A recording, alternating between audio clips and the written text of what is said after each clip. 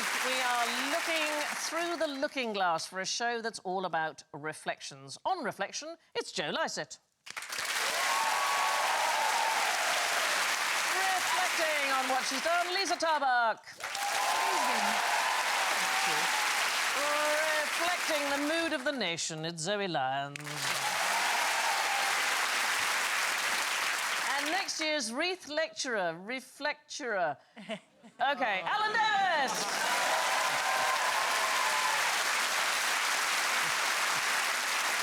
Their buzzers are reflecting off a rock face. Joe goes... Joe. Lisa goes... Lisa. Zoe goes... Zoe. And Alan goes... Alan, what? As you can see, we have made this episode a mirror image of what you usually see, which is to say that, Alan, we have put you on the opposite side to usual. I know. How many years in the other chair? 18. Does it feel weird? It does feel weird, Yeah. yeah. You look a little bit different from this side. Is that a good thing? Or... Yeah. OK. Oh, yeah, no, it's not like, oh, my God. Yeah. Right, here is a question. Why do mirrors flip you side to side and not upside down? That's very good, yes. Yes, why is it? Two eyes. It must be because your eyes are level. OK, let us imagine that we're looking at writing on a T-shirt, OK? And you can read it perfectly well, and then you look in a mirror, the writing on the T-shirt appears to be flipped. That way? Back to, Yeah. like that, so you can see it as back to front. Yeah, why is that? Why does the mirror do that, and why does it not flip us upside down as well? Why does it only flip as apparently left to right? Is it not what Alan said about your eyes being left and right? I like your eyes are on the side of your head when you do that. Yeah. like a fish. Is your eye seeing actually what it is? Does your brain... Does your brain flip it? Have you had a stroke? Yeah. When it comes in your eye, it's already flipped. Right. And your brain flips it around. What he said. Right. That's what I think everybody is making it much too complicated. So here's what we're going to do. We're going to try this, and Joe is going to be my assistant. Joe, I want you to take a piece of card that we have got here. Yes. Write a large, clear word in capital letters on Oh, my God, are you going to try and guess it? No, I don't want to guess it. It's not a magical trick. What's the point, then? I want a magic trick. OK, Lisa, could you... Write the word. Write Any word. Any word, darling. What about the word boss, for example, which, you know, lots of people have a boss, right? Yes. There we are. Nicely done, madam. OK. Slippy. Looks like we're off to court. Right, and can you write the same word on this piece of glass? OK, so I am going to go over here and stand in front of the camera and the glass, and you can see, hopefully... Are the audience able to see this? Can you see it on the monitors, everybody? So you can see that it says boss. Now, when I have it, as it were, on my T-shirt and I look in the mirror, it is... It's flipped round, OK? Yeah. So the question is, why does it do that? Well, the mirror hasn't done anything. It was me who flipped it round. There is absolutely nothing happening in the mirror. If you look at the card, I am flipping it around. The mirror has not done anything, and in fact, if you bring the glass, darling, bring the piece of glass over here. Have you written the same word on the piece of glass? Yeah. OK, so come here, my darling. Let's put the card behind it. Let us imagine, there it is. Can you see that perfectly well? There it says boss, but if I don't flip it around now, because it's written on glass, when we look in the mirror, it is perfectly fine. The mirror has not done anything. It is me who did the flipping around. Thank you, my darling. The most brilliant magician's assistant there. Fantastic.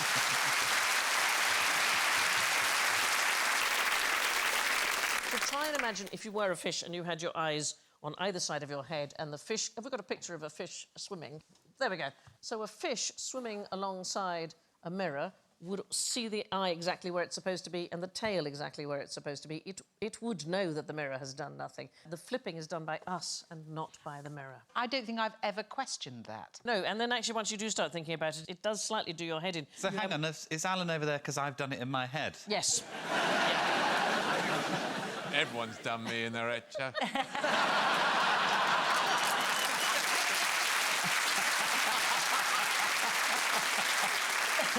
Do you know what? I haven't, but I am now. And Is there a mirror?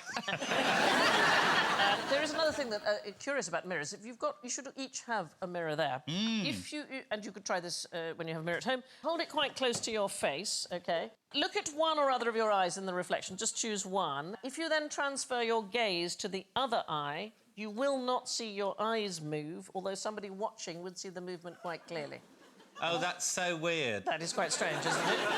It bulged forward as well. What, your eye? No, the whole part of that part of my face. I think that's a medical condition that... so, I mean, try it. It's a curious thing.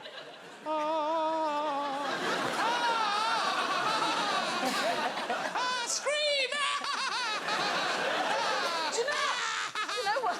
I've suddenly realised this is my 5th year hosting, and I expect all trouble to come from my right, and today it's from my left. It's a very strange thing. Here's a question for you. If I made a box with a mirrored... Be much taller.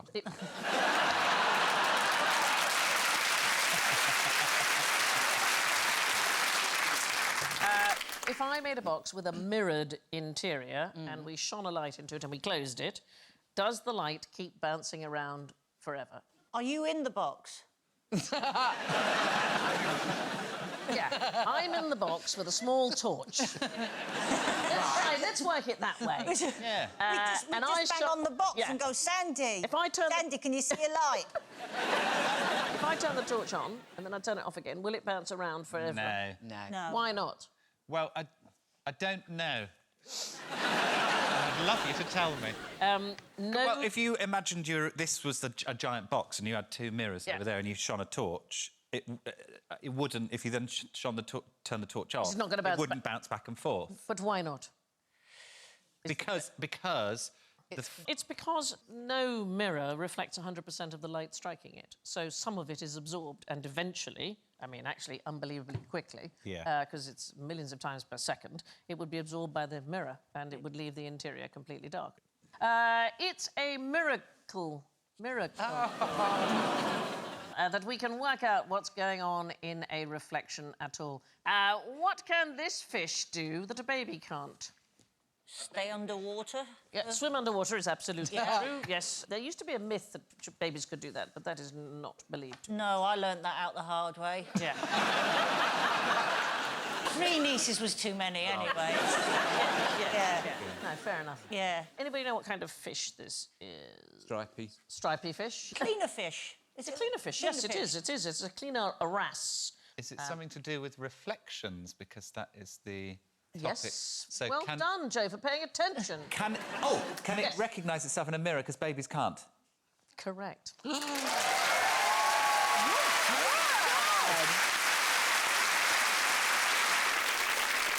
It's one of the very few animals, in fact, it's the very first fish to pass what's called the mirror test to recognise its reflection of itself. How do you test that? Well, so what you do is you mark the animal in a place where it can only see the mark in a mirror. So, for example, the forehead would be a good place, and then see whether or not it observes it and whether or not it tries to scratch it to remove it. We'll have a job, though, Sandy, won't it? Trying to scratch that off with no hands, what? Except that cleaning off marks, Zoe, is what it does for a living. For a living? Yeah, they do actually have stations, and the clients, as it were, come to the station to be cleaned. They work for about 4 hours a day, and they clean about 2,000 clients. So it does seem like, when you're looking at them, as if it's a job, but that's what they do for a living. That's it inside the mouth of a Rankin cod. Look at that picture. I think it's so exciting. There's got to be a lot of trust, hasn't there? A lot of trust, except that all of the fish that are cleaned end up living longer, and they tend to be smarter because they don't have the parasites. I mean, there is a sort of a caveat with this. It's possible that what the wrasse is actually doing is signalling to the other wrasse in the mirror, if you see what I mean, that it ought to clean itself. It actually doesn't see that it's itself. It's going to the other wrasse. You've got a little something. You've got a little something here, so it may not be aware that it's a mirror image of itself. When do babies start to recognise? About the age of 2. Right. I really think it'd be sooner than that. My daughter she knew the way to the city farm when she was 1.5. Was she trying to get away? She was. There's actually very few species that pass the test. Great apes mostly do, but not gorillas. And what I love is that animals do exactly what humans do when they discover a mirror for the very first time. First of all, an animal would look behind it to see if there's an animal behind it, and then they'll do funny movements, like we do in the fun fair, to see what it is. And then they will indulge in the same behaviour as an office worker left alone with a photocopier. Well, see parts of their body they've not been able to look at before. I know, yeah. It's a miracle we don't have more mirrored seating, really, isn't it? No, I don't think it is, really. Some people like a mirrored chair. That would... You get some very odd selfies then, wouldn't you? That for a dick pic. Could you get a mirrored internal bowl of a toilet? Because that would be like a funfair mirror for your undercarriage, wouldn't it? Because that would have a curve to You it. could definitely have a mirrored urinal. I can't see why you couldn't have that. Yeah. Because Sort of honestly... shooting at yourself. Have you... What is wrong with men? We've just got a sense of fun. A sense of fun, darling. You've actually got an aiming device that doesn't seem to work. Oh, no, mine does. Mine does, because there's in one pub in London that I went to, there's like a game, and it's got sensors in the urinal, and I got the top score on the thing, and it asks you to put your name in, but I didn't want to put my name in, so I put Adrian Childs.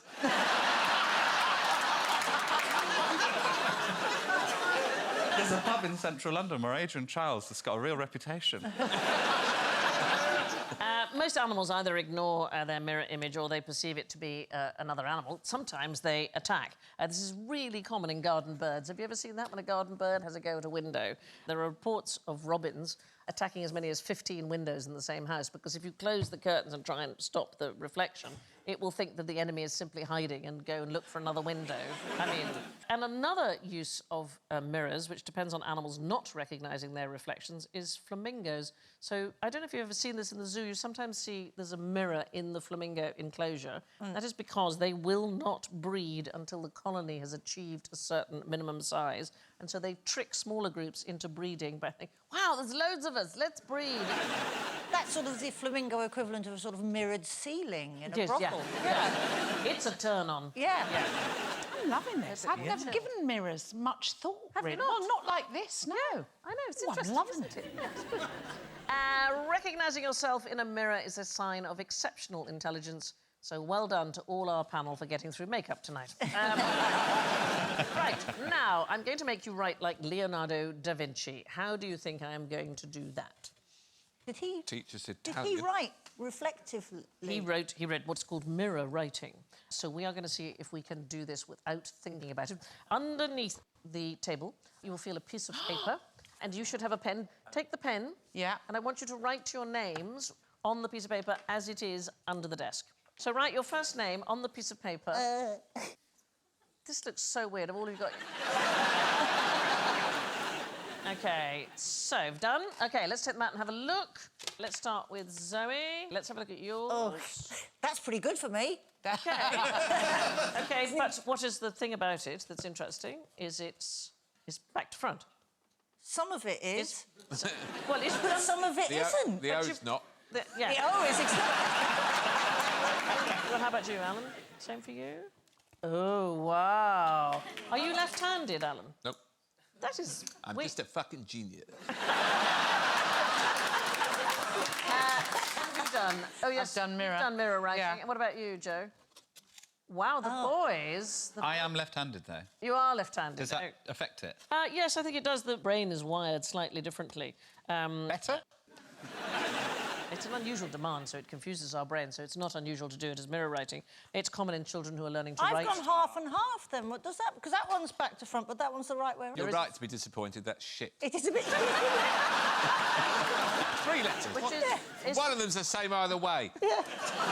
So what's all this got to do with Leonardo da Vinci? Well, he wrote his personal notes in mirror writing, and nobody really knows why. Possibly for privacy. That is a possible thing. Maybe just to amuse himself. But he was left-handed. And my son is left-handed, and I asked him, and he said it's possible. He was just more comfortable.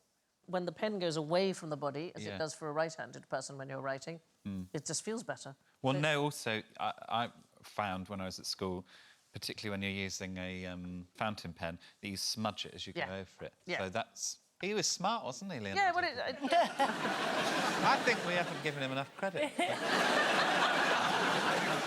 we have a generally poor memory for the configuration of objects. So we're going to do a couple of quick tests to demonstrate. So the audience, let's start with you. You've all seen the Statue of Liberty, I am sure. You've seen a picture of it 1,000 times. I want you to vote whether the statue holds the torch in the right or the left hand. Oh, God. So hands up for right. And hands up for left. Well, I think left pretty much had the edge there, and the answer is it's in the right hand. OK, let's try the panel. So we see fonts all the time now, that's the thing. Which of the 4 lowercase g's written on the screen is correct? Number 1. 3. 1, 3, any more? 1 and 2. 1 and 2. 2. Well, let's have the audience vote for number 1. Hardly anybody. Number 2. Quite a lot. Number 3. Even more. Number 4. Oh, 2. Well, so none of us can really remember. The answer is number 2.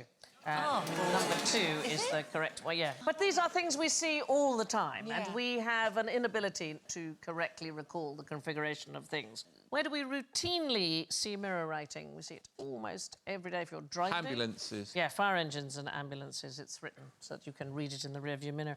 Can I just show you this? I love this. In 2015, the city of Nanjing, they actually made fire engines that were, if you like, mirror images of themselves. Did you love these? They're like push me, pull yous. Yeah. So they have tunnels, they have very crowded, narrow streets and so on. They didn't have the space to turn around, so they just made it you could drive it from both ends. That's genius. I think it's fantastic. I want that as a car. Yeah. They also have really tiny little ones. And again, it's for very, very small streets. Just one fireman turns up. Tiny little fire engine. Water pistol. I know, yeah. I got this, yeah. With 3 blokes who want to wee. Yeah. Adrian Chiles is coming in.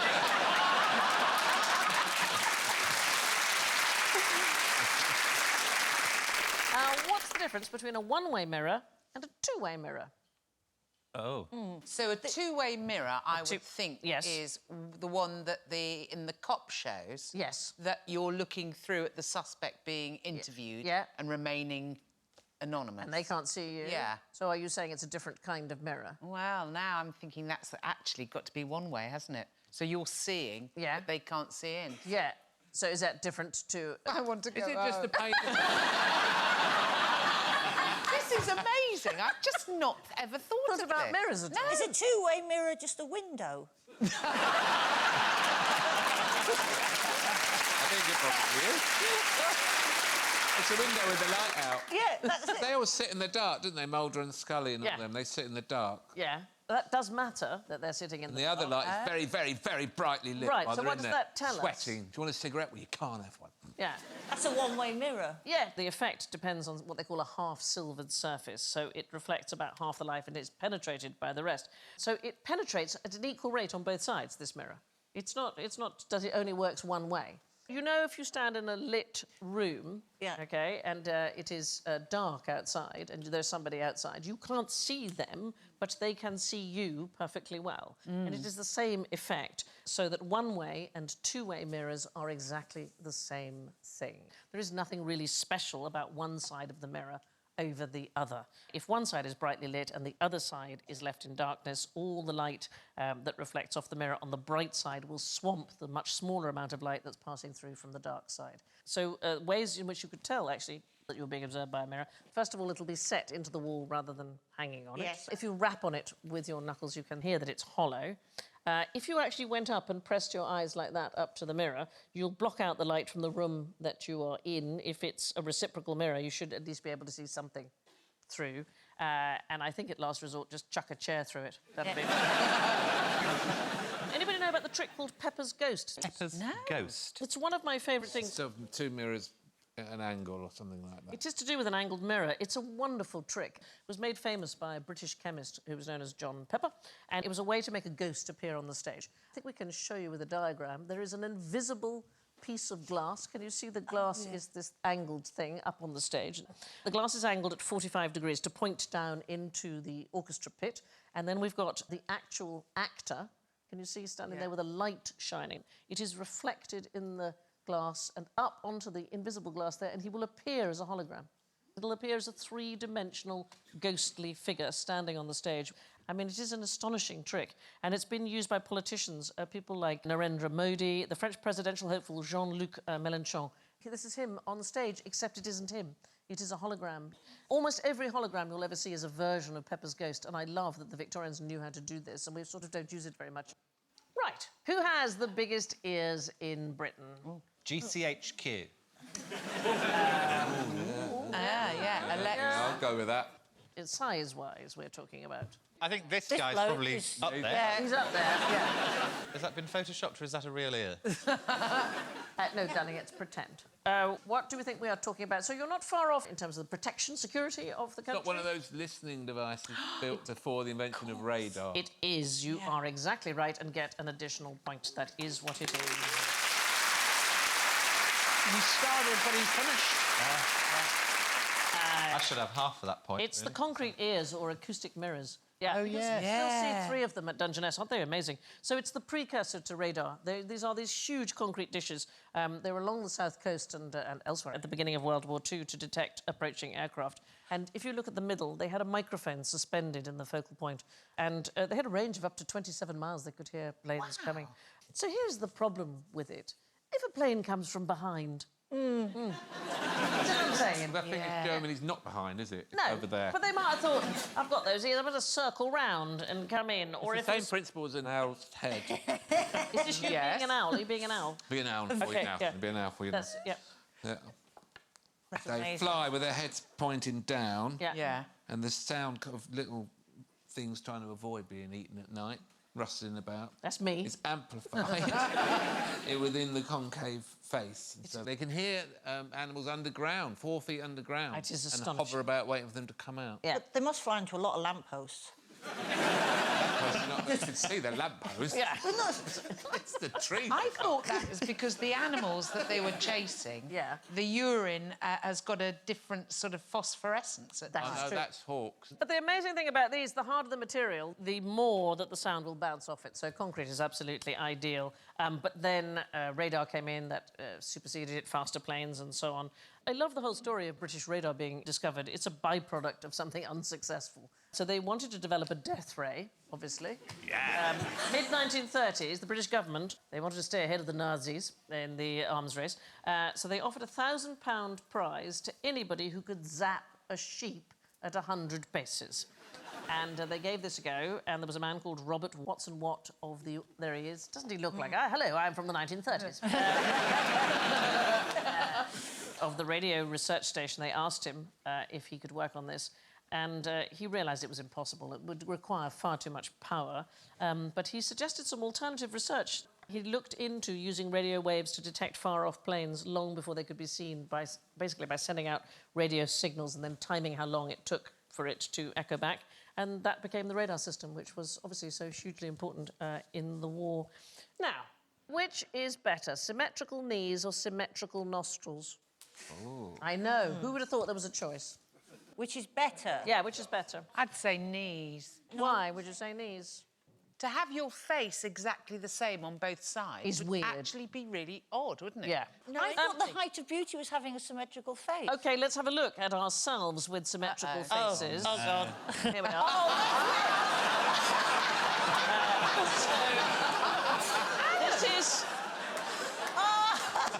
This is the left side of your faces replicated. It's had more impact on your head, isn't it? I look terrified. I look like a chipmunk.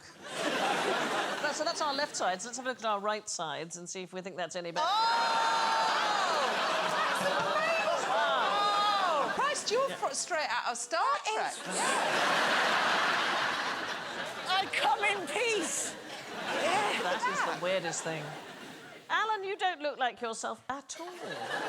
Oh, look at Alan. I feel really sad for him there. I don't know why.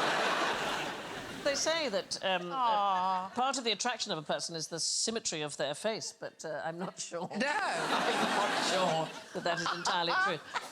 Let's go back to knees and nostrils. So the answer is it depends what you want to do.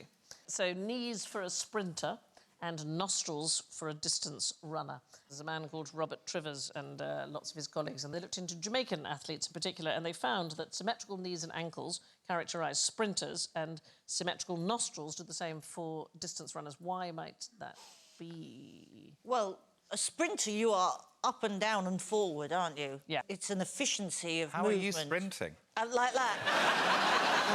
Like that. Like a train. This is why I didn't make Team GB. But you are a runner. Yeah, I am a runner, but a plodder. Symmetry is inherently efficient, so that's very useful for sprinting, and breathing much more important at the longer distance that you run, so you're going to need better nostrils. Symmetry of feet, apparently, doesn't seem to matter to runners at all. Longer distance runners tend to have relatively asymmetric feet, actually. I couldn't work out whether that's because they go around on the track all the time. But in all of the groups, the left foot tends to be larger than the right in runners. Wow. My left foot's bigger than my right. Is it? Considerably? About half a size. Good to know. Weirdly, it's all on the back of the foot. The front of the foot's the same. What, your heel? You've got a big bulging heel. Is that what you're saying? It goes back about 6 inches. I've never noticed that. I've got the effect of a kind of a rocking chair. If I wait at a bus stop, I can be quite alarming on one foot. Anyway, you might think that symmetrical knees are caused by sprinting, but in fact, it can be used as a predictive measure. If you look at the relevant symmetry of a child at the age of 8, you can predict whether or not they're going to be a good sprinter.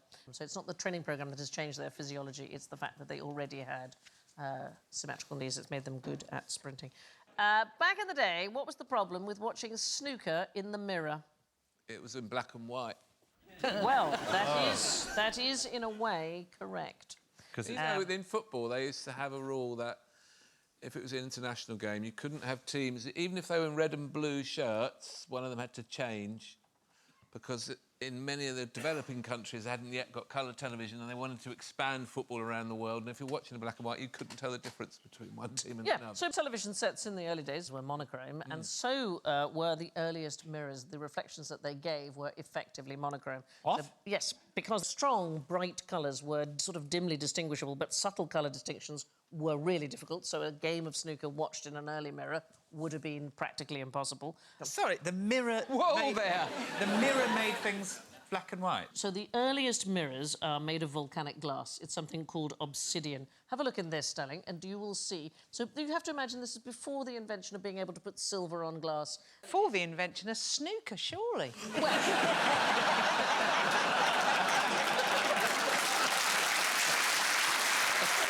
I'm trying to explain that the way snooker was viewed on television... On obsidian. ...would have been a bit like looking in an early mirror. OK. So here you are. This is a piece of volcanic glass.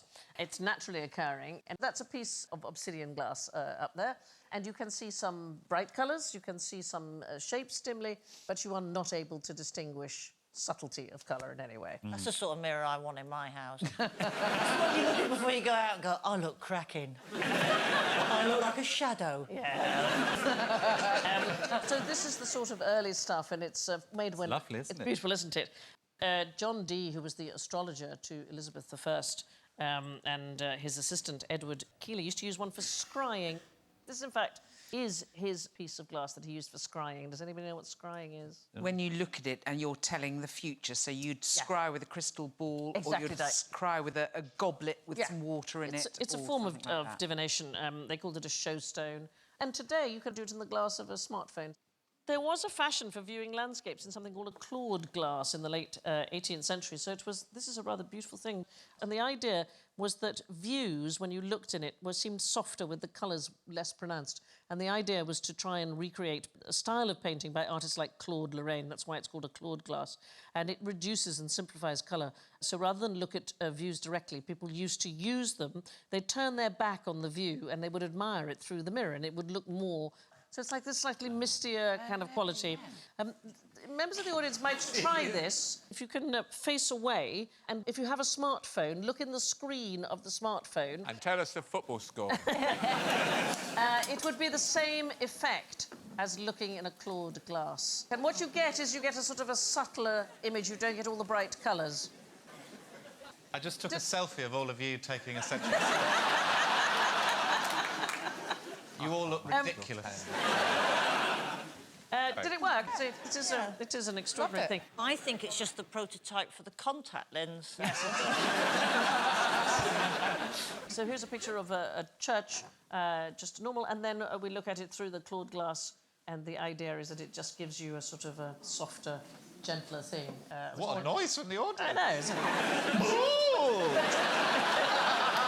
Why can I see Joe in it there? Is there something else that is reflected of? Oh, no, it's Zoe. Oh, it's You Zoe. will have... That's what I mean, softer and gentler. Yeah. The process for actually silvering mirrors the way that we know them today was not invented until 1835. So before then, if you put hot metal on glass, it just basically broke. And that means that most people before mid-19th century had very little idea what they looked like. What a relief. I know. I mean, that famous picture of Narcissus looking in the water, it's very rare that you get that fantastically detailed picture of yourself. Where did she get that outfit from? Is that a Zara number? Yeah. Half a Zara number. That is Echo looking at... He's going, I've got my boob out, look at me. He's not looking at yourself. No, don't want to. Here's a very... It's right out, fully out. Right. How do these scientists know how far away the moon is? We measure how long it takes the light to get to us using a mirror thing. Yes, but where's the mirror? They put a mirror on the moon. 5. They put 5 mirrors on the moon. Yep. 3 American, 2 Russian were left behind by the various... There's one. Various manned Apollo missions, the unmanned Soviet missions. The very first one, Neil Armstrong and Buzz Aldrin, the first men on the moon, planted it. Looks like a bit of fly tipping, doesn't it? On our way and get rid of fridge.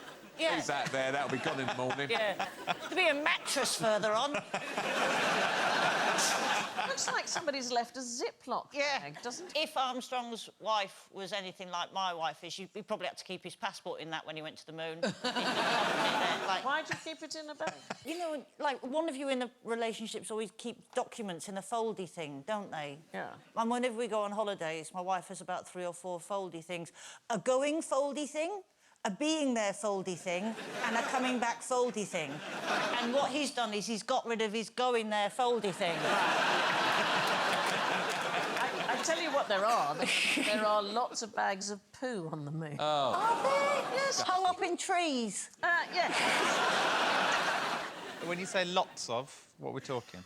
One a day from takeoff, and let's be honest, takeoff might necessitate at least 4. Yeah, It's a big bag, I think I'd struggle to get it into a bag. There are 96 bags of human waste. These retroreflectors, astronomers used them for 40 years to precisely measure the distance between here and the moon. So what they did was they fired laser beams from equipment in Texas, and they timed how long it took to get there and bounce back again. And what they worked out is that the moon is moving away from us by about 3.8 centimetres per year. It'll be back. It's like the children. Yeah, when it sees what it's like out there, it'll be back. More alarming if it was coming towards us 3.8 centimetres. Yeah, Eventually, they'd be there, wouldn't it?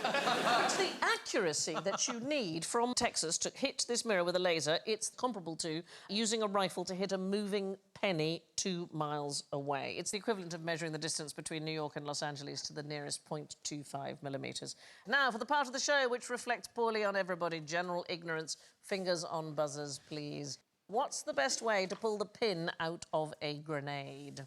Joe. Joe. I know they're going to go, woo, but I would love, if I ever throw a grenade, which I'm hoping I won't have to, but if I do, I'd love to go out with my teeth and throw it.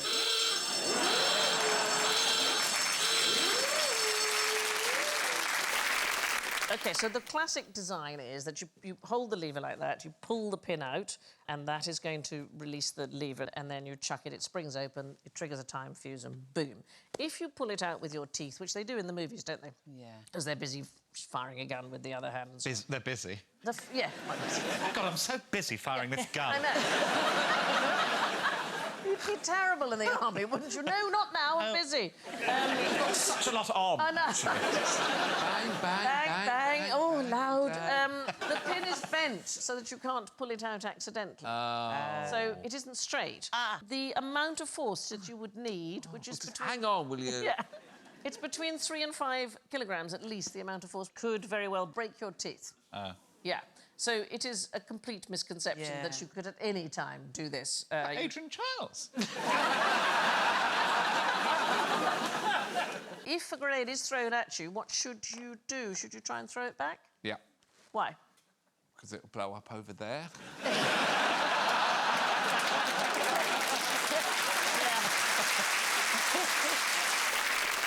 There isn't time. I'd run if I was you. You've got 3 to 5 seconds.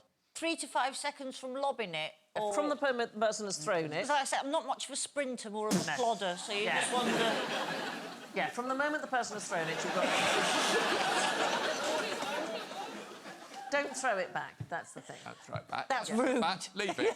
Leave it. Leave it. Walk away. Yeah. That's your last Quickly. thought. Yeah. Sandy said, don't throw it back. I haven't got time for this, I'm busy, actually.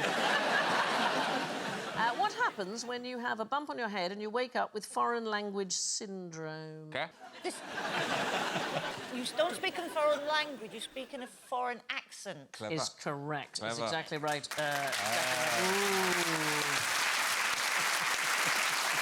You could just feel the trap door opening and closing. Because if you could speak another language, and all I'd have done at school is just bash my head off the desk and go, Yeah. oh! Yeah. Bonjour. No. Ça va? Oui, ça va bien, merci.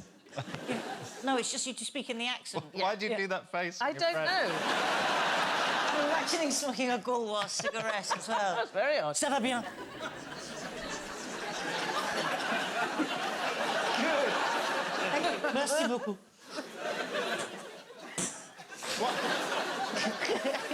It's so weird how you turn into a cartoon. You're absolutely right. They simply have an impairment, a speech impairment. And the notion that they speak a foreign language, it's in the ear of the listener rather than in the mouth of the speaker. Sufferers have included George Michael. I don't know if you remember this. In 2012, he had pneumonia and he was briefly in a coma and he woke up with what sounded You've got to have a faith. You've got to rock your body. Oh, he had a West Country. Oh. He had a West You've Country. got to have faith. A faith, you've got to have faith, Oh, he had a careless whisper, he did. Yeah.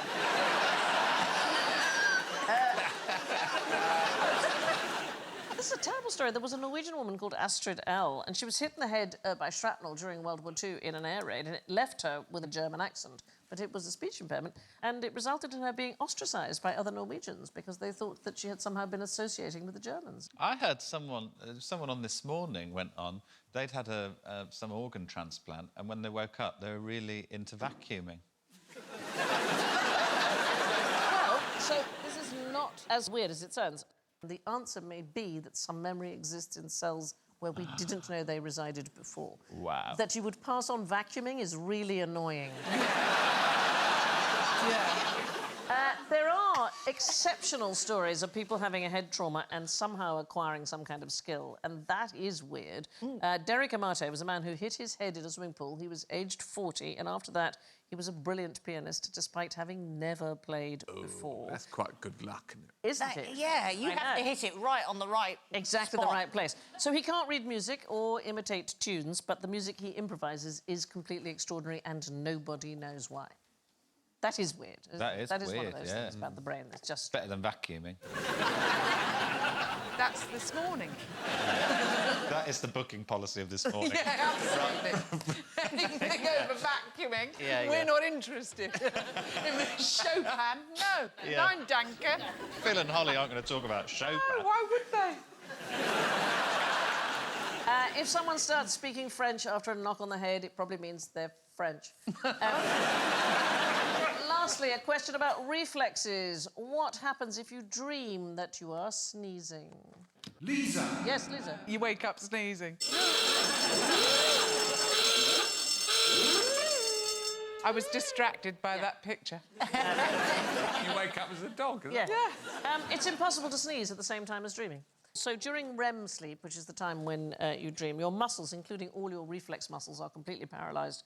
It's quite unlikely, in fact, that you'll sneeze even in non-REM phases because the nerve cells in the brain which trigger a sneeze are normally suppressed. If you did sneeze while you were asleep, it would wake you up. I used to suffer from sleep paralysis, where your body is paralysed, but you're awake, but you can't actually move. How long did that... How long... It happened? could last for... 1982 to Yeah. 1985. The Victorians used to depict it with an evil spirit coming into the room to take away your soul, because often when it happens to you, you see a dark shadow moving through the room. It's a really horrible thing. It's like being trapped in sleep, but you are awake. And then we moved flat and it never happened again. It was really weird. But the new owners... Yeah. Weird. Is it like a part of, like, night terrors? Because Similar. My friend got all sorts of visions. So he had horrible night terrors. My favourite... He got one of those apps on his phone so he could record what noises he made in the night, and he had night terror that the room was full of bees. And he listened to the recording the next morning, and it's just him going, "Fuck all bees."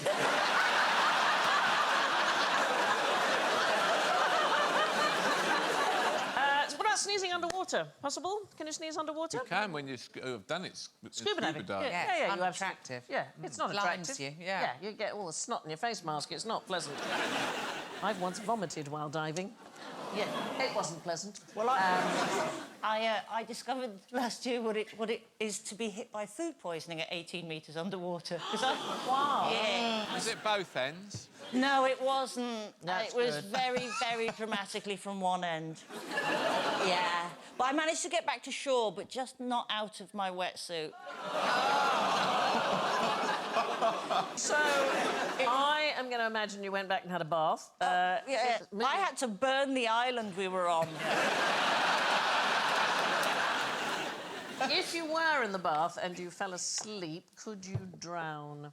Oh, I worry about this. I have a lot of baths. I'm hoping the answer's no, but... Your reflexes would wake you up.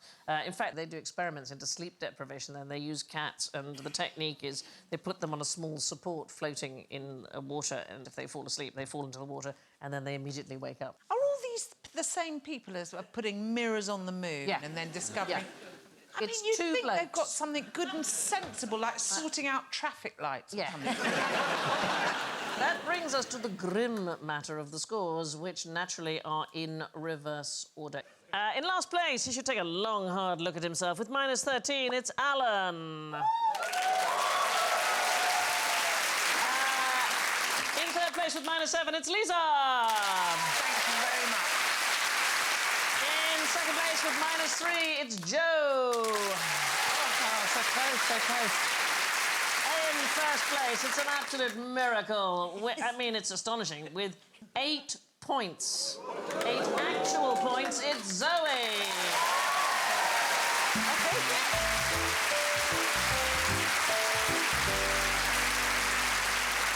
It's thanks to Lisa and Joe, Zoe and Alan, and I leave you with this from US comedian Rodney Dangerfield.